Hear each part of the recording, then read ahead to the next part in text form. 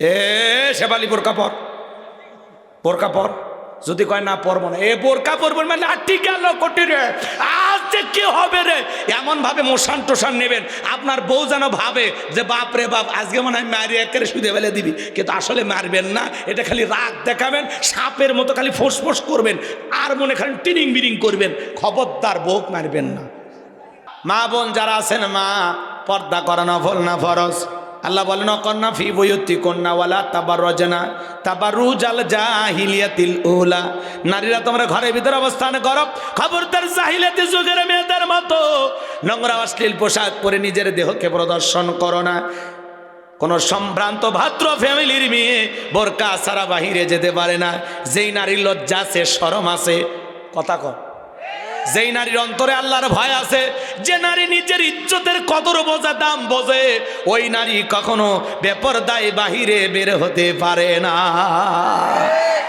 আর যে নারী নিজেকে সস্তা পণ্য বানাইছে, বলে যা দেখে দেখুক পাবলিক, ওর না নেব না, বোরকা পরবো না, তাহলে বোঝা যাচ্ছে ওই নারীর ভিতরে লজ্জা শরম নাই। ও মা, আল্লাহ এত সুন্দর করে তোমারে বানাইছে, তোমার পা থেকে মাথা পর্যন্ত আকর্ষণ দিয়ে আল্লাহ বানাইছে। তোর চুল দেখলে মানুষ প্রেমে পড়ে, তোর চোখ দেখে মানুষ প্রেমে পড়ে, তোর পায়ের আঙ্গুল দেখে মানুষ প্রেমে পড়ে। এ কথা কন, কেমনে খোলামেলা ভাবে ঘোরো মা, আল্লাহর ভয় নাই। আচ্ছা, মেয়েরা বেপরদায় চলে কার কারণে কন তো? এই তো পুলিশ ভাই বুঝে ফেলে দিয়েছে। এই জন্য দায়ী হলো প্রত্যেকটা স্বামী, প্রত্যেকটা বাবা, প্রত্যেকটা দায়িত্বশীল অভিভাবক।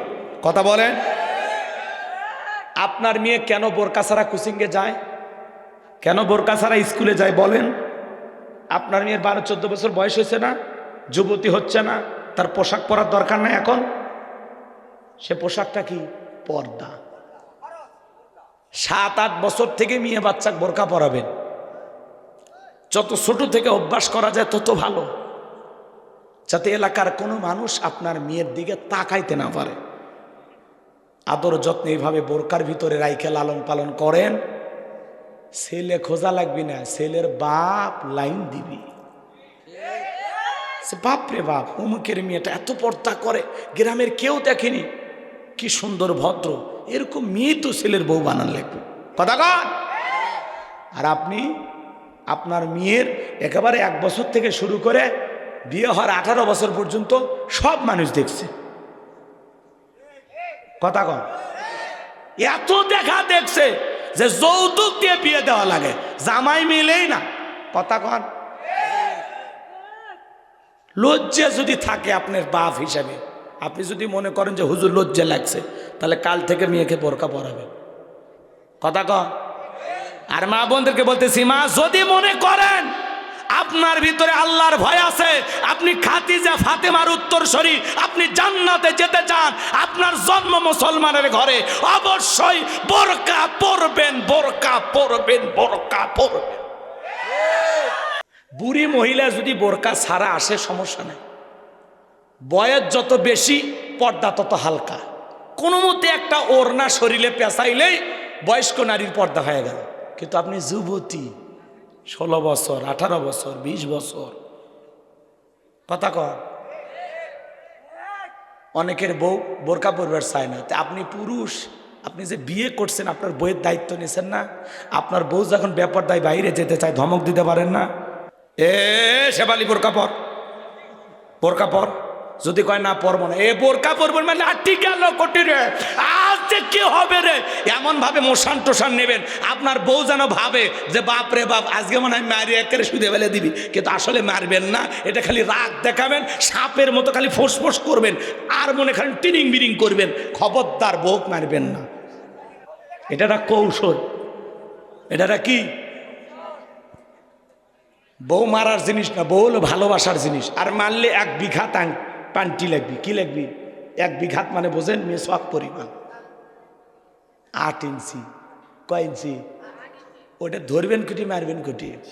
অনেকে কাছে হুজুর প্লাস দিয়ে ধরা যাবে, আপনি পিলাস দিয়ে ধরেন, আপনার বউ যদি মমতাজের মতো মোটা হয় আর ওই 8 ইঞ্চি পান্ঠিতে যদি মারি বের যান, আপনার বউ বলবে আমার কাতুকুতু লাগিচ্ছে, কথা কন ঠিক কিনা? আসলে বউ মারার জিনিস না, বউ হলো ভালোবাসার জিনিস, কথা কন ঠিক কিনা? আল্লাহ, অনেক কথা বললাম, কষ্ট হচ্ছে আপনাদের?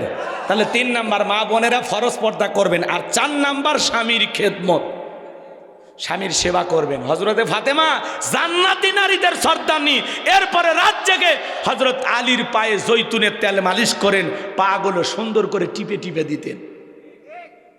ওয়াজ করে যায় যদি বলি, বউ হাই রে সেই কত দূর গেছিলাম, একটু পা টিপে দাও, আমারই মাথা ধরছে, কি কম? হ্যাঁ, এমনি আমার বউয়ের কথা বলে উদাহরণ দিচ্ছি, আপনার ভালো, আপনার বউ তো জান্নাত থেকে পালিয়ে যাচ্ছে, ও তো জান্নাতি নারী। মাঝে মাঝে ওদের ব্যবহার দেখে মনে হয় বইয়ের কাছে পাও টিপার কথা কয়ে অন্যায় করছি, উল্টো এখন থেকে ওরই পাও টিপে দেওয়া উচিত। আর এরা খালি কয় হুজুর স্বামীর খেদমতের ওয়াজ করেন, বইয়ের কি খেদমত নেয়? কথা কর না কেন? হ্যাঁ, দিনাজপুরে গেছি, ডাইরেক্ট চিঠি পাঠাচ্ছে, খালি স্বামীর খেদমতের ওয়াজ হচ্ছে। পুরুষের মানে বইয়ের খেদমত নাই। আচ্ছা, বইয়ের খেদমত বলতে ওরা কি বুঝাচ্ছে? ওদেরকে আমরা আল্লাহর রহমতে খাওয়াইতেছি, পড়াইতেছি, ভালো রাখছি, কসমেটিক কিনে দিচ্ছি, চাহিদা দানা দিচ্ছি, বাপের বাড়ি বেড়াবার গেলে মিষ্টি কিনে দিচ্ছি, কত চাহিদা পূরণ করতেছি, অসুস্থ হলে চিকিৎসা করতেছি, কথা কন। এগুলোর নাম কি? এগুলোর নামই হলো খেদমত। খেতে পাগলি বোঝে না, তোর মতো একটা থাক। কষ্ট হচ্ছে আপনাদের? পাশে আছে না ভাইগে গেছে? পুলিশ ভাই করছে, আছে ওরা আছে? আরে নাই মনে হয় ভাইগে গেছে। তাহলে 4 নাম্বার হলো স্বামীর খেদমত, মা স্বামীর সেবা করবেন। হযরতে ফাতেমা রাতের বেলায় হযরত আলীর পায়ে জৈতুনের তেলে মালিশ করে। আলী ডেকে বলে, ফাতেমা তুমি তো জান্নাতি নারীদের সর্দারনি, এত খেদমত কেন করো? হযরতে ফাতেমা বলে, জান্নাত পাবো এটা আমি জানি, আর স্বামীর খেদমত করে জান্নাত আমি পাবো এটা আমি মানি। আল্লাহু আকবার কোন। আল্লাহ ওইটা দিছে, ওইটা ভিন্ন কথা, তাই বলে কি আমি আপনার খেদমত করব না, সেবা করব না? সুবহানাল্লাহ। আল্লাহ আমার মা বোনদেরকে ফাতেমার উত্তরসূরি হওয়ার তৌফিক দান করেন। একটু চিল্লা বলেন আমিন। আর আমি এতক্ষণ যা কথা বললাম, ভাই সবাই কবরের বাসিন্দা, এই কেন্দ্রীয় গোরস্থানে একদিন আপনার আমার কবর হবে। এই জন্য কবরে যাওয়ার আগে অন্তত আখিরাতের কিছু মাল সামানা নিয়ে নেক আমল করে, পরিশুদ্ধ কিছু আমল করে, নিজের অন্তরটাকে পুত পবিত্র করে, আল্লাহর গোলাম হয়ে, খাঁটি মুসলিম হয়ে, মুত্তাকি হয়ে, কালেমা পড়তে পড়তে আল্লাহ যেন দুনিয়া ছাড়ার ব্যবস্থা করে দেন। আখিরি দাওয়ানা আনিল হামদুলিল্লাহি রাব্বিল আলামিন। সকলে দরুদ ইব্রাহিম পড়ুন। আল্লাহুম্মা সাল্লি আলা মুহাম্মদ ওয়া আলা মুহাম্মদ কামা সাল্লাইতা আলা ইব্রাহিম ওয়া আলা আলি ইব্রাহিম ইন্নাকা হামিদুম মাজিদ। আল্লাহুম্মা বারিক আলা মুহাম্মদ ওয়া আলা আলি মুহাম্মদ কামা বারাকতা আলা ইব্রাহিম ওয়া আলা আলি ইব্রাহিম ইন্নাকা হামিদুম মাজিদ। কুয়েত প্রবাসী, এটা কি নাম? আনিসুর, চকপুর 10 হবে। একটু লাইন হয়ে বসেন সুন্দর করে, নিজ দায়িত্বে একটু সুন্দর করে লাইন হয়ে বসেন। মোনাজাতের ফাঁকে তবারক দিয়ে দেবেন, তাতে ভালো হবে। এই স্বেচ্ছাসেবক রেডি হও। কই পোলা, কই পোলা? আমাদের স্বেচ্ছাসেবক যারা আছেন তারা মাঠের ভিতরে প্রবেশ করে চলে যাবেন। শোনেন ভাই, শোনেন, আসলে কি আমি এই কবরের আলোচনা করতে গিয়ে মানে এত লম্বা সময় হয়ে গেল, মানে আমি নিজেও, আপনারা বুঝছেন কি না জানি না, আপনাদের চোখের পানি না পড়লে আমার চোখের পানি চলে আসছে। মালিক জানি না কতটুকু কি করছে। আপনারা আমাকে আরও অনুরোধ করেন না, আমি বেঁচে থাকলে, মানুষ যদি বেঁচে থাকে আবারও তো দেখা হয়, তাই না? কোথাও না কোথাও দেখা হবে ইনশাল্লাহ। আর বিশেষ করে ইউটিউবে আমার যে আলোচনাগুলো আমি করি, এই পুরো আলোচনা আছে সব A to Z। একটু খোঁজাখুঁজি করে এই আলোচনা না পেলে আরেকটা আলোচনায় পাবেন, আরেকটা আলোচনা না পেলে আরেকটা আলোচনায় পাবেন, সম্পূর্ণ ঘটনাগুলোই বলা আছে, একটু শুনে দেখবেন। আর হযরত আলীর কথাটা আমি 1 মিনিটে শুধু বলি। হযরত আলী রাদিয়াল্লাহু তাআলা, দুইটার একটা বললে তাও একটা মনে সান্ত্বনা হবে, তাই না? শোনেন, একটা তাকবীর দেন, লিল্লাহি তাকবীর। জায়গায় আছে, মনে হচ্ছে 9টা বাজে কেবল না, রাত 1টা বাজে, বাড়িতে ম্যাডাম বসে আছে। চলেন এদিক শোনেন, কষ্ট হচ্ছে আপনাদের না? ম্যাডাম বলতে কি আপনাদের বাড়িতে বউ নাই? তার কথা বলছি, উনি অপেক্ষায় আছে। এদিক তাকান, এ নাইতে চিল্লাস না বাবা, তোর জীবন স্বাধীন জীবন, তোর চাইতে ভালো আল্লাহর দুনিয়াত কেউ না। এখন সবচেয়ে সুখী মানুষ তুমি। কথা কয় না, কথা কয় না। বউ না থাকলে ভালো আস, থাকলেই জ্বালা। বাইরে বের হবার গেলে কৈফত দেওয়া লাগবে, আবার বাইরে দেরি করলে কৈফত দেওয়া লাগবে। মানে শাসন করার একটা লোক পাইবা, মানে ফিরি একটা প্রধানমন্ত্রী। কথা শোনেন, হযরত আলী ডেকে বলে, যদি সাহস থাকে দাগটা পার হয়ে দেখা। এইবার এক পা সামনে আসে 3 পা পেছনে যায়, এক পা সামনে আসে 3 পা পেছনে যায়। এমত অবস্থায় হযরত আলী তাকায় দেখে আমরের কাঁধে থাকা 3.5 মণ ওজনের তরবারি আল্লাহ কাঠের তক্তা বানায় দিছে। তরবারি আর তরবারি নাই, কি হয়েছে? কাঠের তক্তা। সুবহানাল্লাহ। আল্লাহ পারে না, কথা কয় না, আল্লাহ পারে না। শোনেন শোনেন, 1 পা 2 পা সামনে আসতে আসতে এরকম করতে করতেই যখনই দাগ বরাবর আসছে, হযরত আলী শুধু কাঁধ বরাবর তরবারি ঠেকাইছে। তরবারি ঠেকাইতে দেরি এই জালেম কাফের দেহ থেকে কাল্লাটা আলাদা হতে দেরি হয় নাই। বলেন আল্লাহু আকবার। এজন্য আমার আল্লাহ ডেকে বলে, আমার নাম আল্লাহ, যারা দিতে চায় আমি এবং আমার রসুলের সাথে পাল্লা, আমি রাখবো না তাদের ঘাড়ের কাল্লা। চিৎকার মেরে বলুন সুবহানাল্লাহ। আল্লাহর সাথে পাল্লা দিয়ে কোনো জালেম টিকে থাকতে পারে? এজন্য পৃথিবীতে যারাই বড় মাতবর শাস্তে চাইবে, আল্লাহ আস্তে করে সাইজ করে দেবে। কথা কর। নমরুদকে মারছে ল্যাংরা মশা দিয়া, ফিরাউনকে মারছে পানি খাওয়ায়া। পৃথিবীতে জালেম যত বড়, তাকে মারার জন্য আল্লাহর অস্ত্র তত ছোট। কথা বলে ঠিক কি না? এই জন্য আল্লাহ তাআলা যুগে যুগে জালেমদের পতন ঘটিয়েছেন। সামনে তো যারা ইসলামকে মুছে ফেলে দিতে চায়, তাদেরও পতন ঘটাবেন তিনি কে? আল্লাহ মুসলমানদেরকে বিজয় দিবেন। এই বিজয়ের আশা রেখে আজকের মাহফিলের আলোচনা সূরা মুলুক থেকে যে 2টি আয়াত কারিমা তিলাওয়াত করে সামনে আলোচনা রেখেছি। আল্লাহ বক্তা শ্রোতা উভয়কে আমল করার তৌফিক দান করেন। গভীর রাত আর কষ্ট না দেই। ছেলেবেলে যারা তবারক বিতরণ করতেছো বাবা, কাজ হবে কিন্তু কোনো সাউন্ড যেন না হয়। আমরা এখনই মুনাজাত করতেছি। আল্লাহুম্মা আমিন। রব্বানা যালামনা আনফুসানা ওয়া ইল্লাম তাগফির লানা ওয়া তারহামনা লানাকুনান্না মিনাল খাসিরিন। চকপুর কেন্দ্রীয় গোরস্থানের উন্নয়ন কল্পে আজকের এই বার্ষিক তাফসীরুল কোরআন মাহফিলের শ্রদ্ধাভাজন সভাপতি জনাব মোহাম্মদ তুহিনউদ্দিনকে আল্লাহ কবুল করে নেন। জনাব মোহাম্মদ মাজাহারুল ইসলামকে আল্লাহ কবুল করে নেন। আলোচনা করেছেন হযরত মাওলানা কারি রাকিবুল ইসলাম জিহাদিকে আল্লাহ কবুল করেন। আল্লাহ তাআলা মাহফিল পরিচালনা মুফতি আব্দুল্লাহ আল ইমরান ভাইকে আল্লাহ কবুল করে নেন। আমার মামুন ভাইকে আল্লাহ কবুল করে নেন। যারা বগুড়ায় গিয়ে কষ্ট করে আমার সাথে দেখা করে আল্লাহ তাআলা মোহাব্বত দেখিয়েছেন, আল্লাহ তাদেরকে আপনি কবুল করে নেন। আমরা যারা হাত তুলে ধরেছি, অনেকের মা নাই, বাবা নাই, এতিম বানায় কবরে চলে গেছে। জনম দক্ষিণী মা বাবার কবরে আর সবটুকু পৌঁছায়া দাও। পিতা মাতার কবর জান্নাতের বাগান বানায়া দাও।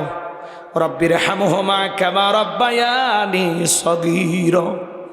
ওকো রব্বির হামহুমা কামা রব্বায়ানি সগীরা। পিতা মাতা যাদের বেঁচে আছে আল্লাহ হায়াত বাড়ায়া দাও। পিতা মাতার খেদমত করে তাদের মুখে হাসি ফোটাইয়া জান্নাত অর্জন করার তৌফিক দিয়ে দাও। আত্মীয় স্বজন যারা কবরে চলে গেছে মাফ করে দেন। এই চকপুর কেন্দ্রীয় গোরস্থানে যত মানুষ শায়িত আল্লাহ, সমস্ত কবরবাসী কবরে আযাবগুলো মাফ করে দাও। কবরগুলো জান্নাতের বাগান বানায়া দাও। আল্লাহ তাআলা তোমার এক গোলাম তার সন্তানকে হারিয়ে দেওয়া চেয়েছেন, আর একটা গোলাম ছোট্ট শিশুকে হারিয়ে দেওয়া চেয়েছেন। আল্লাহ, বাবার সামনে সন্তান বিদায় হয়, সেই বাবার যে কত কলিজায় আঘাত লাগে, বাবা সারা দুনিয়ার কেউ এই ব্যথাটা বুঝবে না। আল্লাহ তাআলা এই চকপুর কবরস্থানে যত মানুষ শায়িত আছে আল্লাহ, আজকে গভীর নিশীথে তাহাজ্জুদের নামাজের সময় দোয়া করি আল্লাহ, সমস্ত কবরবাসীর কবর আযাবকে মাফ করে দেন। কবরগুলো জান্নাতের বাগান বানায়া দাও। আল্লাহ, আমরা যারা হাত তুলে ধরেছি, নফসের ধোকায় দুনিয়ার মোহাব্বতে পড়ে দিনের আলোতে রাতের আধারে গোপনে প্রকাশে অনেক গুনাহ করে ফেলেছি আল্লাহ, আমাদের সকলের তামাম জিন্দিগির গুনাহগুলো মাফ করে দাও। এমন জায়গায় বসে গুনাহ করেছি দুনিয়ার কেউ জানে না, তুমি জানো। আল্লাহ আমাদের তামাম জিন্দিগির গুনাহগুলো তুমি মাফ করে দাও। তুমি যদি মাফ না করো আমরা কার কাছে যাব? আমি ছাড়া তোমার বান্দার অভাব নাই, তুমি ছাড়া আমাদের আর কোনো আল্লাহ নাই। আল্লাহ তুমি না রহমান, তুমি রহিম, ও আনতা আরহামুর রাহিমিন, তুমি তো দয়ালুর মধ্যে সর্বশ্রেষ্ঠ দয়ালু। আল্লাহ আমাদের তামাম জিন্দিগির গুনাহগুলো আপনি মাফ করে দেন। যত গুনাহ করছি বাবুদ মোরা জীবনে মাফ করে দাও তুমি মাবুদ, নিজে গুনে আদর করে বান্দা আল্লাহ মোদের বানাইয়া কেমনে দিবা জাহান্নামে ফেলিয়া। হে জীবনে না করিলাম বন্দেগি, গুনাহ করে কাটাইলাম জিন্দেগি। তওবা করে আবার তওবা ভাঙ্গিলাম, অবশেষে খাঁটি তওবা করিলাম। আল্লাহ আপনার কুদরতি কদমে ভিক্ষা চাই, আমাদেরকে আপনি মাফ করে দেন। গুনাহগার না ফরমান বানায়া দুনিয়ার থেকে নিও না গো মালিক। এই দুনিয়াতে শয়তানের ওয়াসওয়াসায় পড়ে অনেক গুনাহ করেছি, অনেক পাপ করেছি। আমরা গুনাহ করতে করতে হাত দুইটা না পাক হয়ে গেছে, পা থেকে মাথা পর্যন্ত গুনাহ করে জীবনটারে শেষ করে ফেলে দিলে। কত নামাজ কাজা করলাম, কত মিথ্যা বললাম, কত মানুষেরই ক্ষতি করলাম। এমন কোনো গুনাহ নাই যা আমরা করি নাই। আমরা তো তোমার রহমতের ভিখারি, তোমার দয়ার ভিখারি মালিক। আমাদের সবাইকে আপনি মাফ করুন। আজকের মাহফিলে নগদে বাকিতে যত মানুষ টাকা পয়সা দিয়েছে আল্লাহ দানগুলো কবুল করো। প্রবাসী ভাইদের দান কবুল করো, আমার মামুন ভাইকে আল্লাহ কবুল করো, যুব সমাজকে আল্লাহ কবুল করো। যারা স্বেচ্ছাসেবকের দায়িত্ব পালন করেছেন তাদের ঈমান খালিদ বিন ওলীদের মতো বানায় দাও, আমির হামজার মতো বানায় দাও। যারা তবারকে রান্না বান্না করেছেন, কষ্ট করেছেন, মেহনত করেছেন, পরিশ্রম করেছেন, আল্লাহ সবাইকে আপনি কবুল করেন। আল্লাহ দূর দূরান্ত থেকে যত নারী পুরুষ ছুটে এসেছে সবাইকে নিরাপদে বাড়ি পর্যন্ত পৌঁছা তৌফিক দান করুন। সবাইকে আপনার রহমতের চাদরে আবৃত করুন। জীবনে কোনোদিন যদি এলাকার মানুষের সাথে আর দেখা না হয়, এই মুখগুলো জান্নাতের সিঁড়িতে পরিচয় করায় দিও। আল্লাহ জান্নাতের যাওয়ার মতো নেক আমল আমাদের সবাইকে করার আপনি তৌফিক দান করুন। এই দুনিয়াতে সকল গুনাহ থেকে পাপ থেকে বেঁচে থাকার তৌফিক দান করুন। মা বোনদের পর্দা করার তৌফিক দান করুন। নামাজি বানায় দেন, স্বামীর খেদমত করার তৌফিক দেন। তাদের দাম্পত্য জীবনকে হযরত আলী আর ফাতেমার মতো ভালোবাসাতে ভরপুর করে দেন। যে বাড়িতে খানা খাইলাম বসলাম ওই বাড়ির ওপর খাস রহমত বরকত নাজিল করেন। যে মা বোনেরা কষ্ট করে রান্না করেছেন মা বোনের হায়াত আপনি বাড়ায় দেন। আল্লাহ আমার আতিককে কবুল করো, আমার শাহাদতকে কবুল করো, আমার আব্দুর রহিম ভাইকে আল্লাহ কবুল করো। আল্লাহ নাম না যারা অনেকে দোয়া চেয়েছেন, আল্লাহ যে যে আশায় দোয়া চেয়েছেন আল্লাহ কবুল করে নেন। আগামী বছর আরও পরিসরে এ মাহফিলকে কবুল করেন। লাইটিং মাইটিং পোস্টার ব্যানার ডেকোরেটর ভাইয়েরা সহ যারা যেভাবে সহযোগিতা করেছেন মাহফিল বাস্তবায়ন করেছেন সকলের ব্যবসা আপনি বরকত দেন। দুনিয়া আখিরাতের যাবতীয় কল্যাণ আল্লাহ আমাদের সবাইকে আপনি দান করেন। আল্লাহ তামাম পৃথিবীর মুসলিম উম্মাহকে হেফাজত করেন। আল্লাহ এদেশের সাবেক প্রধানমন্ত্রী দেশনেত্রী বেগম খালেদা জিয়া অসুস্থ, জানি না কখন কোন দিন আপনার ডাকে সাড়া দিয়ে চলে যাবে, আমরা জানি না। আল্লাহ আমরা সবাই দোয়া করি আল্লাহ তাকে আপনি সুস্থ করে দেন, তার হায়াতকে আপনি বৃদ্ধি করে দেন। এদেশের কল্যাণে যত ভালো কাজ করেছেন আপনি কবুল করে নেন। তাম পৃথিবীর মুসলিম উম্মাকে হেফাজত করেন, ফিলিস্তিনি মুসলমানদের বিজয় দেন, বাংলাদেশের মসজিদ মাদ্রাসা কবুল করেন। আল্লাহ এই জমিনকে কোরআন আর ইসলামের জন্য কবুল করুন। সরমসকে একবার দেখতে চাই কোরআন দিয়ে দেশটা চলে কেমন দেখা যায়। আল্লাহ এই দেশকে ইসলামের জন্য আপনি কবুল করে নেন। সুবহান রাব্বিকা রাব্বিল ইজ্জাতি আম্মা ইয়াসিফুন ওয়া সালামুন আলাল মুরসালিন আলহামদুলিল্লাহি রাব্বিল আলামিন।